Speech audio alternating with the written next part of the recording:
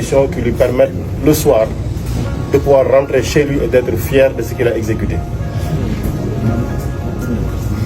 La question du contenu local, c'est pas parce qu'on est une entreprise sénégalaise qu'on peut s'exenter de respect du contenu local.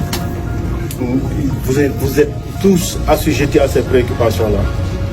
La question de la préservation de l'environnement, nous sommes tous assujettis à ces obligations-là, on devra les respecter. J'aurais bien aimé, au regard des informations entendues, dire que Sored Mines est une entreprise modèle. Mais vous entendez l'inspection du travail, le régional des mines, l'ITIE, l'environnement, tous ont des contentieux ouverts sur un manque de respect notoire par rapport à l'autorité qui est investie du mandat de l'État dans leur secteur d'activité. Pas de réponse, pas de respect des obligations.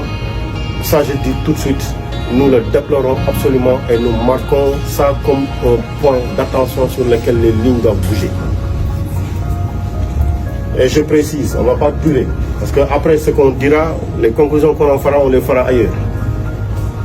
Mais prenez les dispositions utiles pour être en conformité avec les prescriptions de la loi sur toute la chaîne de vos obligations environnementales, en droit social, sur le contenu local et sur le respect des obligations auxquelles vous êtes assujettis, sur la transmission des informations utiles. Et nous avons transmis une mise en demeure pour des informations que nous avons demandées. Ces mises en demeure-là, elles vont être complétées par toutes les requêtes présentes et confirmées sur lesquelles vous devez répondre. Je précise bien, quand vous recevez les correspondances, vous devez répondre sous quinzaine et nous donner les informations. Comment se fait-il que les tests techniques, que vous ne puissiez pas donner au régional des mines pour appréciation? Comment est-ce possible? Donc vous êtes à peu près dans une zone où personne ne parle, on n'a aucune information. C'est pas possible. Et ça, je ne le dis pas à l'endroit de Sored Mines, je le dis à l'endroit de toutes les entreprises minières qui devront aujourd'hui et maintenant se mettre aux normes et respecter toutes leurs obligations. Et nous sommes là pour cela. Je précise bien, le ministre de la Santé, le ministre du Travail, le ministre de l'Éducation, le ministre des Forces armées, le ministre du Travail, le ministre de l'Environnement, tous sont intéressés à ce qui est en train de se faire. Et nous ferons un suivi collectif de toutes les obligations, mais de toutes les entreprises minières.